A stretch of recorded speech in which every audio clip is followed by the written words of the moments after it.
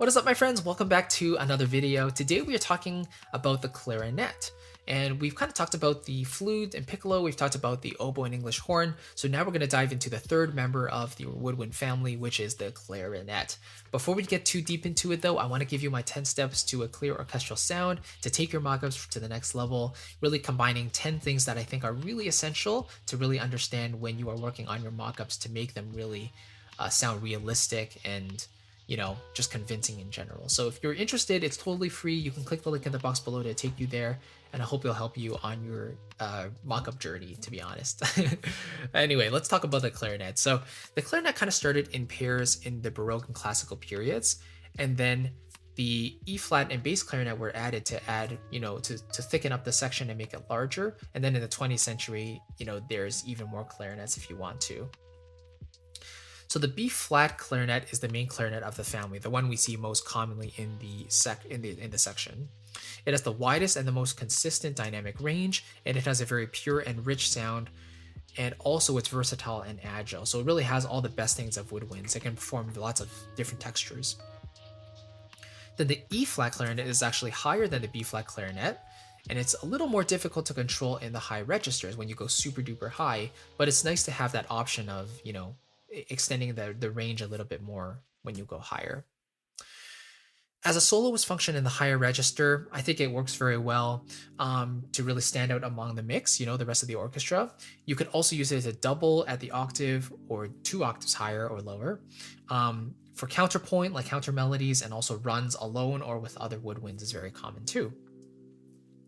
Now the bass clarinet is actually the lowest clarinet in the family, the one we see a lot supporting the low end. So it has a very rich, deep, and complex sound, and it's also very agile in dynamics and articulation.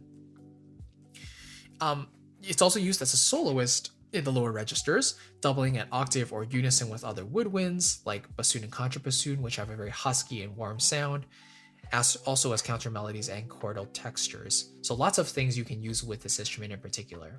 All right, so let's talk about some pros and cons to using the clarinet as well.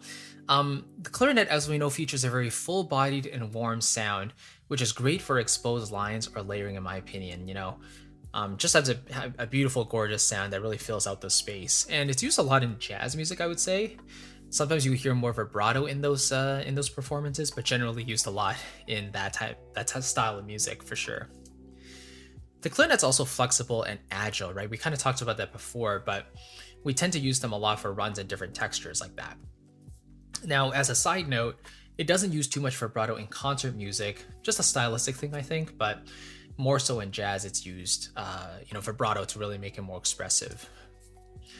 Now, you could also interpret the tone as maybe overly present or rounded, and it's kind of interesting because I think for me, I kind of see it that way sometimes, which is why I don't use the clarinet too much in exposed context or, solo lines. I actually like instruments that have a lot of vibrato, I guess. That's one of the things.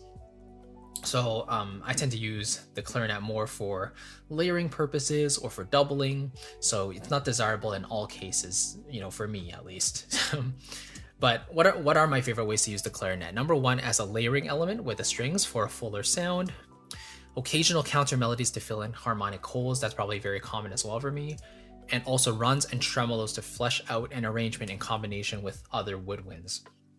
We'll kind of talk about how the woodwinds do a wonderful job with runs and textures, so the clarinet is really no exception. It really just layers beautifully with the other ones, has a fabulous range from low to high, and it can do tons of stuff, like multiphonics too, and all that good stuff. But yeah, this is just like my personal preferences, and of course, you can use them however you want.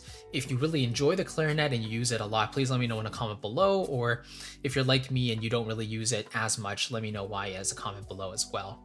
And again, if you don't have it yet, check out the Clear Orchestral Sound Guide, 10 steps to really take your music from good to great. And as soon as you internalize these and start practicing these, I can guarantee you that you won't see mockups the same again. So I found it really helpful to my other students. They've told me many times that even just 1 or 2 of those concepts they started implementing, and then they can hear the result in their music right away. So again, it's totally free. If you want to check the link in the box below, it'll take you straight there. Again, thank you so much. I'll catch you in the next video, and I'll see you then. Bye-bye.